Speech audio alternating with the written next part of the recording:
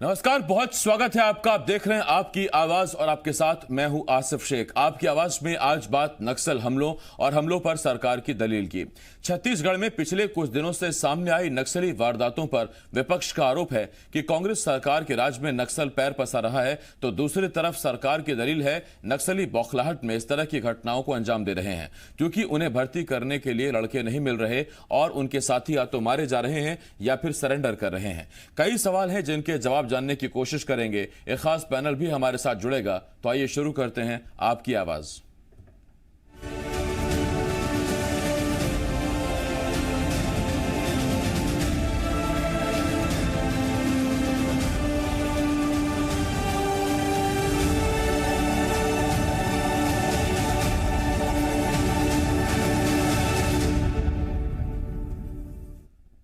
नक्सलियों के हमले को छत्तीसगढ़ के गृह मंत्री ताम्रध्वज साहू ने नक्सलियों की बौखलाहट करार दिया है। गृह मंत्री ने कहा कि हम विकास को बस्तर के बीहड़ों तक पहुंचा रहे हैं। बहुत से नक्सली मारे गए हैं और कई ने समर्पण कर दिया। भर्ती करने के लिए नक्सलियों को युवा नहीं मिल रहे हैं। सरकार नक्सलियों को मुख्यधारा से जोड़ने के लिए अभियान चला रही है। यही कारण है कि नक्सली बौखलाए हुए हैं।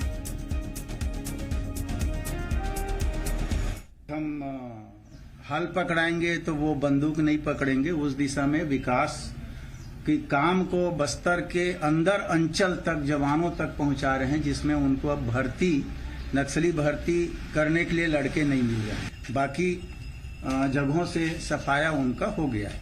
तो ये बौखलाहट का प्रतीक है, बीच में जो एक दो घटनाएं होती हैं। छत्तीसगढ़ में पुलिस जवानों की आत्महत्या की घटनाओं पर गृह मंत्री ताम्रध्वज साहू ने चिंता जताई है। गृह मंत्री ने कहा कि जवानों में बढ़ रही आत्महत्या की प्रवृत्ति को रोकना होगा। इसके लिए गृह मंत्री ने पुलिस जवानों को तनाव मुक्त होकर काम करने की सलाह दी। गृह मंत्री ने अपर मुख्य सचिव गृह को आवश्यक निर्देश दिए। गृह मंत्री ताम्रध्वज साहू ने स्पंदन अभियान के तहत खेल कूद का आयोजन कराने, समय समय पर काउंसलिंग कराने के साथ ही पुलिसकर्मियों के स्वास्थ्य परीक्षण का भी निर्देश दिया है। सामान्य जानकारियां जो आई, जो कुछ प्रकरण में तो ये भी जानकारी आई कि जो घर छुट्टी मनाने गए थे वहां से लौटकर उन्होंने आत्महत्या की है। तो मैं समझता हूं कि प्रशासन की ओर से पूरी व्यवस्था, पूरे सहयोग, पूरी सुविधा उनको दी जा रही है, पर भविष्य में ऐसा ना हो उसके लिए और भी निर्देश आज मैंने सभी अधिकारियों को दिया है। छत्तीसगढ़ में जवानों में बढ़ती आत्महत्या की प्रवृत्ति पर जहां एक ओर प्रदेश के गृह मंत्री चिंता जाहिर कर रहे हैं, तो वहीं दूसरी ओर इस मामले पर सियासत भी शुरू हो गई है। बीजेपी का आरोप है कि कांग्रेस के 2 साल के शासनकाल में सबसे ज्यादा जवानों ने आत्महत्या की है, तो वहीं कांग्रेस भी बीजेपी पर पलटवार कर रही है। मुझे लगता है कि सब इनकी जो इच्छाएं हैं वो शायद उसकी पूर्ति नहीं हो पा रही है, और साथ ही साथ काम का भी एक दबाव रहता है। इस पर कहीं न कहीं एक बार समीक्षा करने की आवश्यकता है, विशेषज्ञों के साथ में मिलकर। आखिर हमारा जो पुलिस प्रशासन का जो कर्मचारी है वो आखिर क्यों परेशान है, इस पर काम करने की आवश्यकता है। केवल कोरी बयानबाजी करना मुझे लगता है शायद उचित नहीं है। भाजपा जवानों और किसानों के नाम से सिर्फ राजनीति कर रही है। बीते 7 साल में श्री नरेंद्र मोदी जी की सरकार और छत्तीसगढ़ में 15 साल तक रही भाजपा की सरकार ने किसानों और जवानों को बेहतर कर के लिए कोई काम नहीं किया। मुख्यमंत्री भूपेश बघेल की सरकार, गृह मंत्री ताम्रध्वज साहू जी जवानों और किसानों की बेहतर कल के लिए काम कर रहे हैं। 2 खास मेहमान हमारे साथ जुड़ रहे हैं। हमारे साथ कांग्रेस की तरफ से आरपी सिंह जी और बीजेपी की तरफ से संजय श्रीवास्तव जी हमें ज्वाइन कर रहे हैं। मैं आप दोनों का बहुत बहुत स्वागत करता हूं। आरपी सिंह जी, संजय जी, बहुत बहुत स्वागत है आपका। सबसे पहला सवाल आरपी सिंह जी आपसे। सरकार कह रही है कि नक्सली बौखलाहट में इस तरह की वारदातों को अंजाम दे रहे हैं, इस तरह के हमले कर रहे हैं। सर, ये नक्सली पिछले कई दशकों से बौखलाहट में ही हैं। जवाब ये भी आते हैं, बयान ये भी आते हैं कि अब उनके पांव उखड़ रहे हैं, धीरे धीरे नक्सलवाद बैकफुट पर जा रहा है, खत्म हो रहा है। लेकिन ये खत्म होगा कब? पूरी तरह से पांव उखड़ेंगे कब? देखिए, 15 साल में जिस नक्सलवाद को पाल पोस के स्नेह, प्यार और दुलार से डॉक्टर रमन सिंह और उनकी सरकार ने 3 जिले से बढ़ाकर 18 जिले तक पहुंचाया। यहां तक इतना प्यार, इतनी मोहब्बत नक्सलियों से कि सार्वजनिक रूप से कहते थे कि नक्सली छत्तीसगढ़ महतारी के सच्चे सपूत हैं, सामने आ जाए, मैं गले लगा लूंगा। उनके पुत्र चिरंजीव अभिषेक सिंह उस समय सांसद हुआ करते थे, वो पुलिस कर्मियों की मौत को मौत कहा करते थे और नक्सलियों की मौत को शहादत कहा करते थे।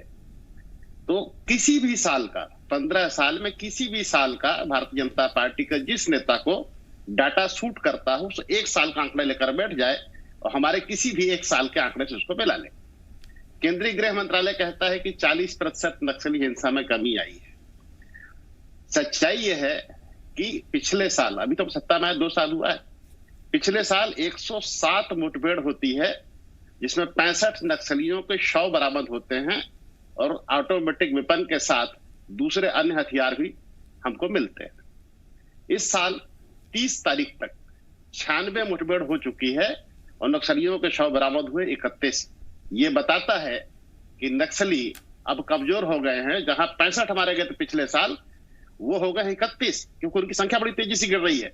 मैं आपको याद दिलाता हूं आसिफ भाई, कांकेर के तुर्की में अभी मुश्किल से 10 दिन पहले काउंटर हुआ था जी, जिसमें हमारे जवानों के ऊपर एम्बुश लगाने के लिए नक्सलियों की सबसे खतरनाक कंपनी मिलिट्री कमीशन नंबर 5, उसके नक्सली आकर बैठे हुए थे और बदले में हमारे जवानों ने उनके क्षेत्र में घुस के उन्हें मारा और उनका एक कमांडर मारा गया जिसके पास से आज तक भारत के नक्सल इतिहास में कभी भी ट्रेवोर X95 ऑटोमेटिक वेपन, जो कि इजराइल का बना हुआ है और हिंदुस्तान के सबसे एलीट फोर्स जो होती है पैरा कमांडो आर्मी की, वो उस हथियार को इस्तेमाल करती है। उस हथियार को हमारे जवानों ने उस कमांडर के पास से बरामद किया।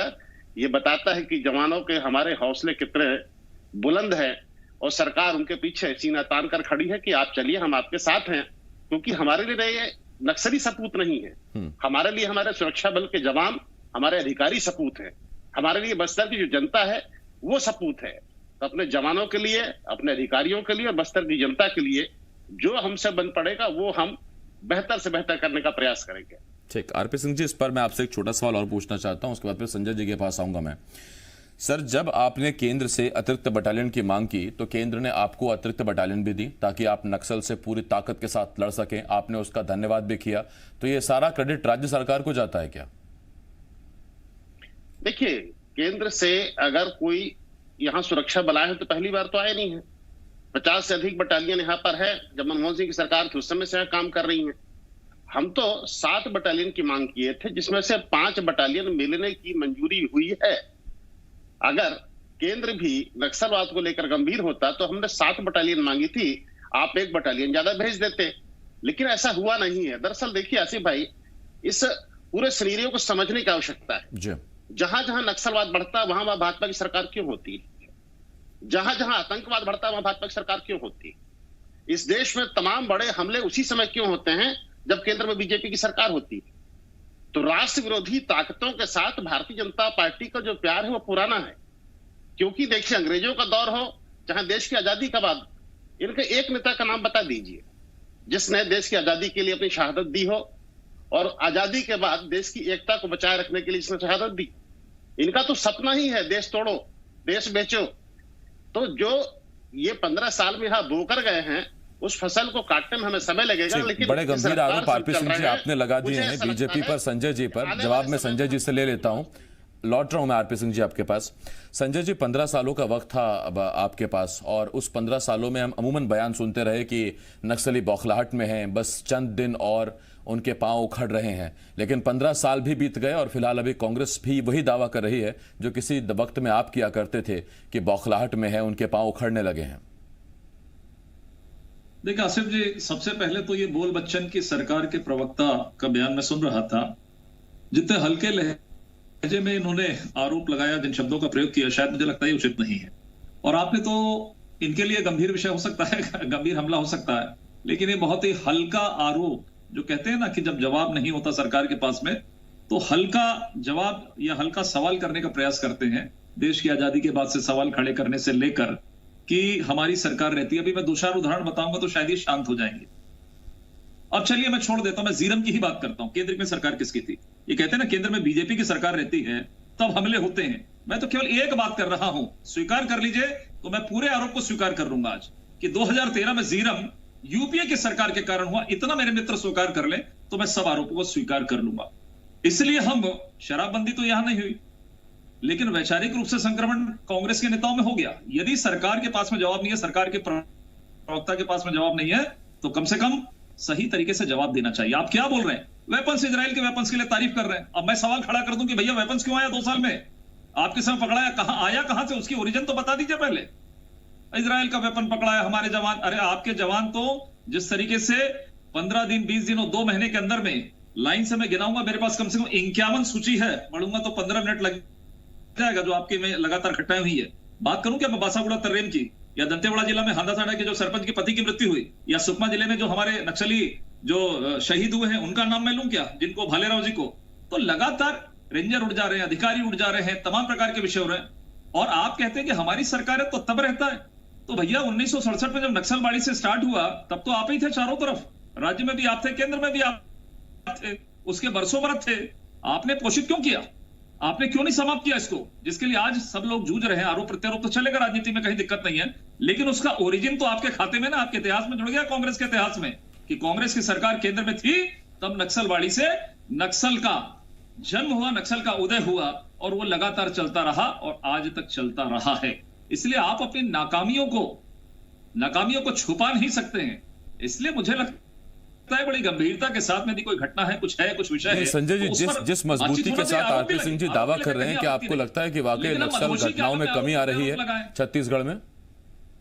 जी आसिफ जी, जिस मजबूती से आरपी सिंह जी दावा कर रहे हैं, आपको लगता है कि छत्तीसगढ़ में नक्सल घटनाओं में कमी आ रही है? और वो केंद्र के एक आंकड़े का भी हवाला दे रहे हैं, वो कह रहे हैं कि यहां छत्तीसगढ़ में 40% नक्सली वारदातों में कमी आई है। देखिए, कांग्रेस आंकड़ों की जुबानी ही कर रही है पिछले 2 सालों से। यहां पे मैं तो सीधा सा सवाल कर दूं, एक आध कोई प्रोफार्मा या फॉर्मेट यदि कुछ है नक्सल नीति का, सरकार ने 2 साल में बड़ी बड़ी नक्सल की बात करती थी, विपक्ष में रहती थी। आसिफ जी, बहुत मुद्दे की बात कर रहा हूं, जन घोषणा पत्र में नक्सल को समाप्त करने का बात था।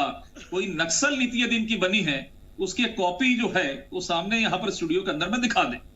न तो नक्सल नीति नहीं है, न नीति है, न नियत है, और इसीलिए रणनीति है इस तरह की चीजों को करे। तो ये सरकार नक्सल, आज यदि प्रदेश के अंदर में, बुरा लगेगा आरपी सिंह को, कांग्रेस के नेताओं को बुरा लगता है जब मैं बोलता हूं, लेकिन ये आवाज गूंज रही है पूरे बस्तर से लेकर पूरे प्रदेश में कि नक्सल क्षेत्र में ये आवाज क्यों आती है कि अब हमारी सरकार आ गई है। ये आज नहीं, जब से आपकी सरकार आई है तब से ये चीजें सामने आ रही हैं। आखिर क्यों? यदि हम उसको पोषित करते, हम समर्थन करते हो, तो ये आवाज क्यों है कि कांग्रेस हमारी सरकार है?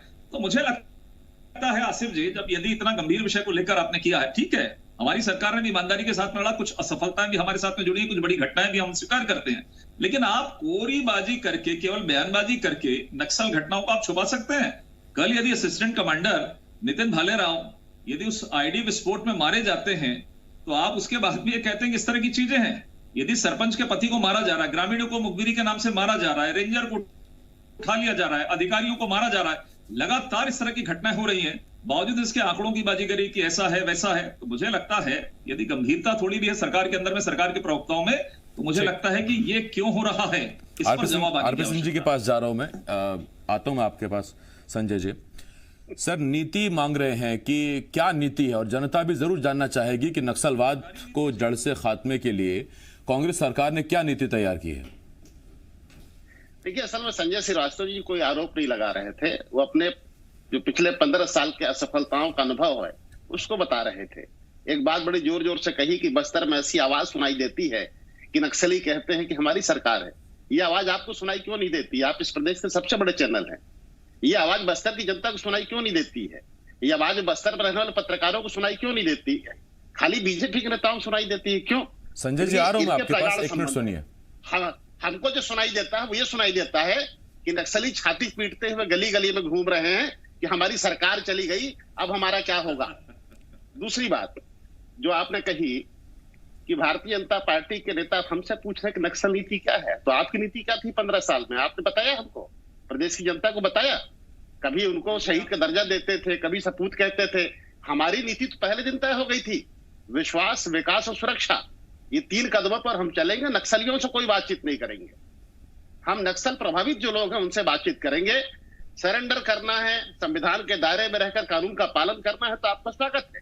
हमने दंतेवाड़ा जिला जो कि सर्वाधिक प्रभावित था, वहां लोन वर्राटू हमने एक वहां चलाया, जिसका मतलब होता है आप लौट चलें, घर की तरफ चलें, और हमको सफलता मिली। 310 नक्सलियों ने पिछले साल समर्थन किया और इस साल अभी तक 275 लोग समर्थन कर चुके हैं हमारा। तो जो इज्जत और सम्मान के साथ कानून के दायरे में रहकर वापस आना चाहता है उसको स्वागत है, अगर नहीं तो जो तुर्की में हुआ वही हुआ, घर में घुसकर कुत्ते की मौत मारेंगे हम। हमारी सरकार ग्रह नक्षत्रों को देखकर काम करने वाली सरकार नहीं है।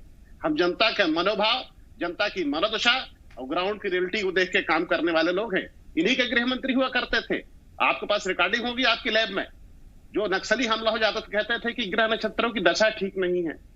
तो हम ऐसा कहने वाले नहीं है। हमारा एक जवान मारा जाएगा, हम बदले में 5 मारेंगे, ठीक। ये हम छोड़ने वाले बिल्कुल नहीं है। और जो एक नितिन भालेराव की शहादत हुई, हमको नमन करते हैं। लेकिन आपके समय में क्या होता था, एक एक कंपनी ताड़ामेटला में भूल गया, 75 जवान शहीद। झीरम में क्या हुआ, 32 जवान, 32 लोग हमारे कांग्रेस के मार दिए गए। एक आदिवासी सरपंच की हत्या होती है, वो भी निंदनीय है, हमको उसका भी दर्द है। अरे आप तो जब 32 लोगों की हत्या हुई तो खुशियां मना रहे थे आप लोग को शर्म आनी चाहिए। पहले तो माफी मांगिए यहाँ के सुरक्षा बलों से और कांग्रेस के नेताओं से और बस्तर की जनता से। मैं इस पर आरपी सिंह जी लौट रहा हूं आपके पास। संजय जी आपके पास आ रहा हूं। जिन सीआरपीएफ के असिस्टेंट कमांडेंट नितिन भालेराव जी का जिक्र किया, उन्हें हम श्रद्धांजलि देते हैं, याद करते हैं, वतन हमेशा उन्हें याद रखेगा उनके सर्वोच्च बलिदान के लिए। लेकिन जब उनको अंतिम विदाई दी जा रही थी तो पूरी पार्टी, इतनी बड़ी पार्टी की तरफ से कोई नेता था वहां? आप नाम बताएंगे? नहीं, किसकी पूछ रहे हैं? आप ही के लिए पूछ रहा हूं, नितिन भालेराव साहब के अंतिम दर्शनों के लिए। ऐसा है, देखिए ऐसा है, यदि कोई उपस्थित था या नहीं था, मैं इस पर बहुत बड़े बड़े सवाल खड़ा कर सकता हूं। इसलिए मैं चाहता हूं कि वो नाम नहीं लूं। मैं भी सवाल कर सकता हूं वो क्यों नहीं है, मुखिया क्यों नहीं है, तो तमाम प्रकार के सवाल खड़ा कर सकते हैं। सुन लीजिए अरे सुन लीजिए मेरी बात। आरपी सिंह जी सुन लीजिए, वो संजय जी कुछ बता रहे हैं। सुन लीजिए पहले, मेरा सुनने की आदत नहीं है। उनको पता है आरपी सिंह जी, उनको पता है कि ताम्रध्वज साहू साहब थे, विकास उपाध्याय थे, वो कुछ बता रहे हैं। हाँ संजय जी बोलिए। माननीय मुख्यमंत्री जी नहीं थे, माननीय मुख्यमंत्री जी नहीं थे, नहीं व्यस्त होंगे, कोई दिक्कत नहीं है। चलिए, दूसरा विषय ये है कि ये कह रहे थे कि सरकार जो है, जो आरोप लग रहे हैं कि हमारी सरकार है, ये बाकी लोगों को सुनाई क्यों नहीं देता, केवल बीजेपी वालों को सुनाई देता है। अरे और हमको सुनाई नहीं देता, कांग्रेस वालों को सुनाई नहीं देता। आपको इसलिए सुनाई नहीं देगा कि आप तो सत्ता प्राप्त करते ही आपने अपने कान बंद कर लिए, इसीलिए शायद नक्सल जो घटना है वो भी आपको सुनाई नहीं देती है। दूसरा, शराबबंदी तो खैर आप भूले गए, शराब की मदहोशी में तो सब लोग लगे हैं। रेवेन्यू आपका सबसे बड़ा कारण ये हो गया कि शराब के माध्यम से हम सरकार चलाएंगे। सुन लो भैया, सुन लो। तीसरा ये है कि आप तो 25, आरपी सिंह जी एक मिनट सुनिए सर, सुनिए। आपके कान के सुनाई की बात कर रहा हूं कि क्यों नहीं सुनाई दे रहा। 2-3 उदाहरण दे रहा हूं। 25 रुपए भत्ता है, वो भी आपको सुनाई नहीं दे रहा है, तो ये आपको सुनाई नहीं देगा। और माफी मांगने की बात कर रहे हो, मैं तो एक ही उदाहरण बताया, जीरम वाला, केंद्र पर आप आरोप लगा रहे थे, बंद हो गया आपकी जवान, तो सवाल तो खड़ा होगा, हम माफी मांगे। अरे घटना एक हो या बड़ी हो, नितिन भालेराव के लिए भी तो कल आप भूल गए थे भाई। तो मुझे ऐसा लगता है कि कम से कम नक्सल मामले को लेकर इस सरकार को गंभीरता बरतने की आवश्यकता है। आप तुलना नहीं कर सकते। आप यदि घटनाएं हो रही हैं, और मैं तो ईश्वर से प्रार्थना करूंगा कि कांग्रेस के शासनकाल में एक घटना ना हो, ये मेरी तरफ से ईश्वर से प्रार्थना है। हम राजनीति नहीं कर रहे हैं, लेकिन आप राजनीति कर रहे हो कि इतनी घटना हुई, वो घटना हुई, इसमें ज्यादा मारे गए, कम मारे गए। आप लोग तौल लेकर, क्योंकि देश की आजादी के बाद से शासन ना तौल कर राजनीति आपने किया है। अरे आपके ऊपर पे तो सबसे बड़ा इतिहास आपके दर्ज है, वो काला दाग मिट नहीं सकता कि इस देश के अंदर में नक्सल के जनक यदि कोई है तो कांग्रेस पार्टी है। जब पश्चिम बंगाल, ठीक सर, आपने आरोप लगाए हैं तो इसका जवाब भी सुन लीजिए। आरपी सिंह जी आपके पास आ रहा हूं, आखिरी 30 सेकंड दे पाऊंगा। हुआ करती थी, केरल में आपकी सरकार हुआ करती थी। संजय जी एक मिनट सर, जहां से ओरिजिन हुआ इसका, महाराष्ट्र में आपकी सरकार हुआ करती थी। संजय जी आपने सवाल पूछे, जवाब ले लीजिए। आप घटनाओं की बात संजय जी एक मिनट सर, संजय जी आपने सवाल पूछा, जवाब तो सुन लीजिए।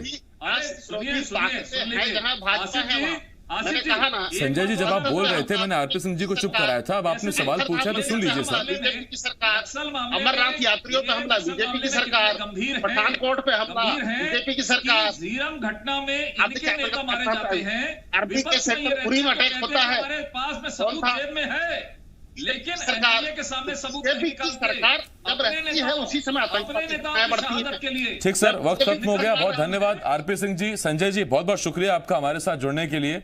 आप दोनों प्रवक्ताओं का बहुत धन्यवाद। देखिए, झीरम घटना को कभी भुलाया नहीं जा सकता। तो साथ ही दंतेवाड़ा के बीजेपी विधायक भीमा मंडावी जी को भी नक्सलियों ने उनकी हत्या कर दी। भीमा मंडावी शहीद हो गए। तो ऐसा नहीं कि किसी एक ही पार्टी ने नक्सलियों का दंश झेला हो, उनके दिए दर्द किसी एक ही पार्टी की छाती पर हो, दोनों पार्टियों ने भुगता है।